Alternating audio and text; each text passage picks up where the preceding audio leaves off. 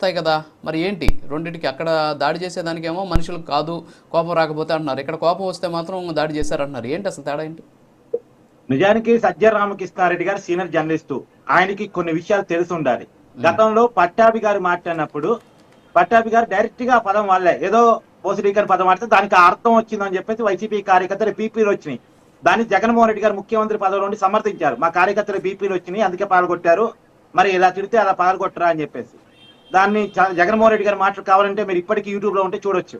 అయితే ఇప్పుడు డైరెక్ట్ గానే అంబటి రాంబాబు గారు అన్నారు, పట్టాభి గారి స్థాయి కంటే అంబటి రాంబాబు గారి స్థాయి ఇంకా పెద్దది, 2 సార్లు ఎమ్మెల్యే మంత్రి.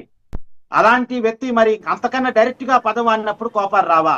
ఇంకొకటి నేను చెప్తలుసుకున్నా, ఒకప్పుడు ఉమ్మడి రాష్ట్రంలో వైఎస్ రాజశేఖర రెడ్డి గారు, అంటే ఆయన పేరు పెట్టుకునే పార్టీ పెట్టుకున్నారు కాబట్టి ఒక్కసారి వైఎస్ రాజశేఖర రెడ్డి గారు నిన్నెందుకు కన్నదో మీ అమ్మ ఏడవారని ఒక మాట దూలారు. దాని మీద అప్పుడు వివాదం అయితే సెకండ్ డే రాజశేఖర రెడ్డి గారు క్షమాపణ చెప్పి నేను అలా మాట్లాడాల్సింది కాదు అని అసెంబ్లీలో చెప్పారు వైఎస్ రాజశేఖర రెడ్డి గారు. అప్పుడు రాజకీయాలు అంత హుందాగా ఉండే. రాజశేఖర రెడ్డి గారికి చంద్రబాబు నాయుడు గారికి ఎంత పొలిటికల్ ఫైట్ ఉండేది, ఎంత పొలిటికల్ వైరం ఉండేది. అయినా సరే మాటలు ఉండేవి, అనుకోకుండా ఏదైనా పదం వచ్చినా సరే మళ్ళీ క్షమాపణ చెప్పేవాళ్ళు. కానీ ఇప్పుడు వైసీపీ అడ్డగోలుగా. ఓకే ఓకే ఎస్ వస్తాను సార్, మీ దగ్గరికి వస్తాను. సెక్రటరీ గారు గుడ్ మార్నింగ్.